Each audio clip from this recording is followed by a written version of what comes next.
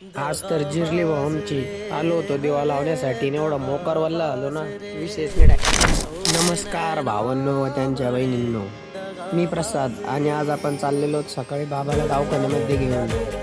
वाटेत आपल्याला महादेवाचं मंदिर दिसलं व आपण रस्त्यावरूनच दर्शन घेतलं, कारण आपल्याला डॉक्टरने दवाखान्यामध्ये लवकर बोलवलेलं होतं. दवाखान्यात आल्याबरोबरच बाबाला सलाईन वगैरे लावली. दवाखाना पूर्ण जाम झालेला होता, जिकडे तिकडे पेशंट तिथे. बाबाची सलाईन संपल्याबरोबरच मी आणि बाबा दोघेही घराकडे निघालो. घरी आल्याबरोबर पहिले पप्पा म्हणे गाडी धुवून काढ, त्यामुळे खास करून आपली गाडी पण धुवून. एक गाडी धुण्यासाठी डायरेक्ट आम्ही एक निर्म्याचा पुढा वापरला. गाडी धुता धुता म्हणले यार गाडीचा एक सिनेमॅटिक व्हिडिओ काढा. मग काय लगेच सॅन्डल जोडीला चप्पल आणि तुला मी पाटाची आणि तुला मी पाटाची माझे मनानं भरलीच गौरी आगो पाकिटवाली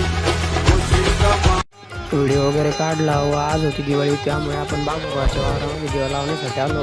इकडे येताना लय मोकार चिरली बोलल्या जोरात पाऊस चालू. लगेच दिवा पण लावून घेतला.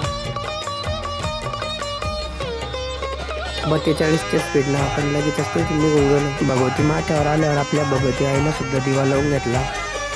मौसम तो ऐसा लग रहा है दिल गार्डन गार्डन हो रहा है. बहुत मजा आ रहा है यहाँ पे. यहाँ लबे सीरी सा लग रहा है दिल गार्डन गार्डन का. हे आहे आमच्या गावातील महादेवाचं मंदिर. महादेवाच्या मंदिरात पाऊल ठेवल्याबरोबरच आपल्याला समोर आपले काही मित्र दिसले. तुम्हाला दाखवतो, एकच मिनिट थांबा फक्त.